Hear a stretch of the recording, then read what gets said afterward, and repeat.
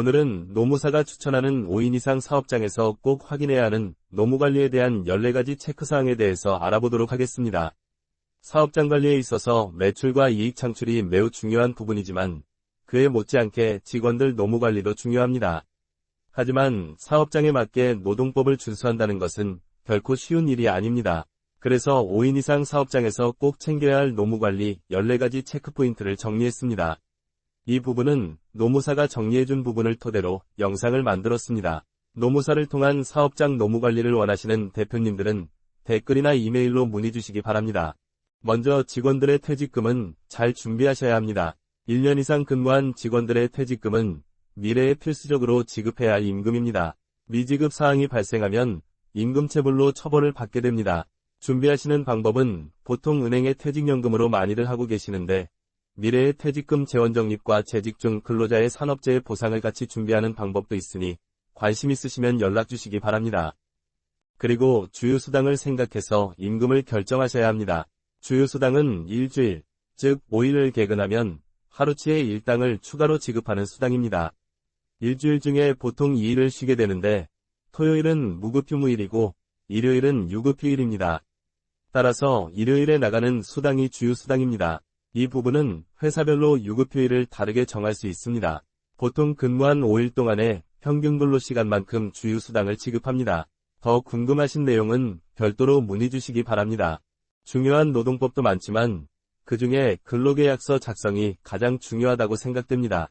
여기 나열되는 많은 문제들이 근로계약서 작성만으로 많이 해소될 수 있습니다. 근로기준법에서 정한 근로조건, 근로장소 및 업무 내용, 임금 구성 항목, 임금 계산 방법, 임금 지급 방법, 소정근로시간, 휴일, 연차 유급휴가, 업무의 시작과 종료 시간, 휴게 시간 등을 반드시 서면으로 작성하여 근로자와 사업주가 각 일부씩 보관해야 합니다. 근로계약서를 미작성하게 되면 500만원 이하의 벌금을 처하게 되고 근로계약서를 2년 이상 보관하지 않아도 500만원 이하의 과태료 대상이 됩니다. 따라서 근로계약서는 어떤 상황에서도 근로개시 전에 꼭 작성하는 것을 원칙으로 삼아야 합니다. 대표님의 사업장에 대한 근로계약서를 검토받고 싶으시면 연락 주시기 바랍니다. 근로계약서와 더불어 직원명부 작성과 보관도 필수입니다. 직원명부 미보관 시 500만원 이하 과태료 대상입니다. 직원명부는 성명, 성별, 생년월일, 주소, 이력, 종사하는 업무의 종료, 고용 또는 고용갱신 연월일, 계약기간을 정한 경우에는 그 기간, 그 밖의 고용에 관한 사항, 해고, 퇴직 또는 사망한 경우에는 그 연월일과 사유 등 직원관리에 필요한 사항 등을 작성해 보관해야 합니다. 이 부분은 과태료 처분의 문제를 떠나서 노무관리에도 크게 도움이 됩니다. 그 다음은 임금명세서 작성과 교부입니다. 미교부 시 500만원 이하의 과태료 대상으로 기준임금, 수당, 근로시간 등 정확한 임금을 계산할 수 있는 정보를 명시한 임금명세서를 서면이나 이메일, 문자, 카톡 등으로 필수적으로 제공해야 합니다. 꼭 준수하시길 바랍니다. 5인 이상 사업장에서 특히 조심해야 할 부분 중에 하나가 해고입니다. 해고는 회사의 고유 권한이기도 하지만 부당해고라고 회사의 해고가 부당하다고 생각하는 직원이 노동위원회에 구제 신청을 할 수 있는 제도가 있어 마음에 안 드는 직원이 있다고 해도 함부로 해고해서는 안 됩니다. 부당해고로 판정되면 복직, 미급여지급 등 복잡한 문제가 발생할 수 있으니 해고 등 관련 사항에 대해서는 노무 전문가의 조언을 얻고 진행하시기를 권장드립니다. 휴게시간 부여도 의무사항입니다. 근로시간이 4시간인 경우 30분, 8시간인 경우 1시간의 휴게시간을 부여해야 하고 이 시간은 근무시간 도중에 부여하는 것이 원칙이며 휴게시간을 미부여하거나 자유로운 휴게시간을 미부여하게 되면 2년 이하의 징역 또는 2천만원 이하의 벌금에 처해지게 됩니다.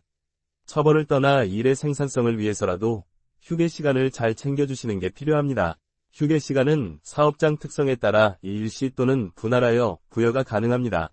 그리고 임금, 퇴직금과 같은 금품에 대한 정산은 14일 이내에 해야 합니다. 임금, 퇴직금을 정해진 기일 이내에 지급하지 못하면 임금체불로 형사처벌 대상이 되거나 미지급 금품에 대해 근로기준법상 연 20%의 지연이자를 지급해야 합니다. 임금, 퇴직금 외에 복리후생 등과 같은 실비로 지급되는 금품에는 민법상 지연이자인 5%를 지급해야 합니다. 근로자이면 산재보험 가업여부와 관계없이 산업재해보상 대상이 됩니다. 산재보험 미가입 시 재해사고는 회사에 더 큰 부담이 발생하니 근로자 채용 시 산재보험 가입은 필수적으로 하시기 바랍니다. 그런데 산재보험 가입만으로 민사배상을 모두 해결할 수는 없습니다. 가령 산재사고로 인하여 산재보상이 1억 정도 나오는 중대재해는 유가족의 불만족으로 민사소송을 진행하게 되면 산재보상액의 4배 정도인 4억 정도 배상이 나올 확률이 많습니다.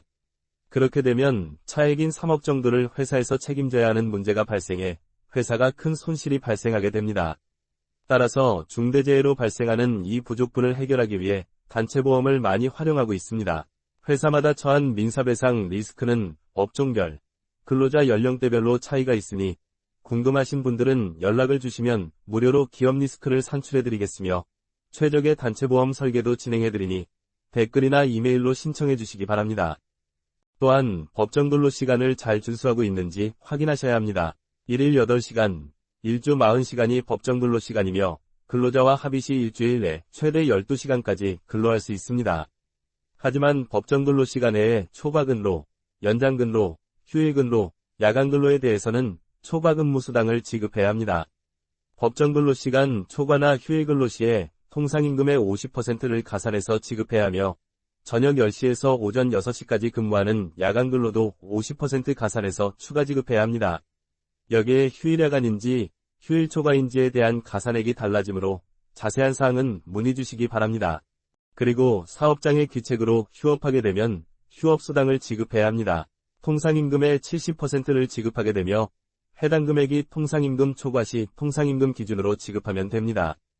연차휴가는 전년도 1년간 출근율이 80% 이상이면 15일 이상의 연차휴가를 주어야 합니다.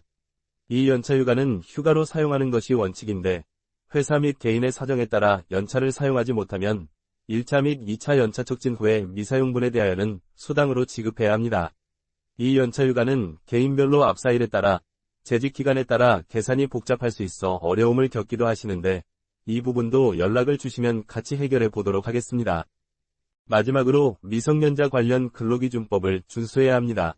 법률상 미성년자는 만 18세까지입니다. 따라서 18세 미만 청소년을 근로자로 채용하기 위해서는 그 연령을 증명하는 가족관계기록사항에 관한 증명서와 친권자 또는 후견인의 동의서를 사업장에 갖춰야 하며 15세 미만인 자와 중학교 재학 중인 자는 근로자로 채용할 수 없습니다. 그리고 1일 7시간, 1주 35시간을 초과해서 근로할 수 없으나 합의하에 1일 1시간, 1주 5시간 연장은 가능합니다. 또한 야간 및 휴일 근무는 동의 및 관할 지방고용노동단서에 장이 인가한 경우만 가능합니다. 위험한 일이나 유해업종 근무도 불가하니 미성년자 채용 시에는 법적 준수 요건을 잘 확인하시기 바랍니다. 오늘은 5인 이상 사업장에서 꼭 챙겨야 할 노무관리 14가지 체크포인트를 확인해 보았습니다. 더 많은 노동법이 있지만 여기에 나오는 14가지 노동 관련 법률만이라도 꼭 체크하셔서 성공적인 사업장 관리를 하시기를 바랍니다. 하지만 바쁜 일정 속에서 고용지원금 등 챙기기 어려운 많은 부분에 대해서 저희 중소기업 경영지원단이 경영지원 업무를 협약을 통해 진행하고 있으니 문의사항이나 경영지원이 필요하신 분들은 댓글이나 이메일로 문의 주시면 성심성의껏 상담드리겠습니다. 항상 기업의 입장에서 생각하며 준비하며 결정하겠습니다.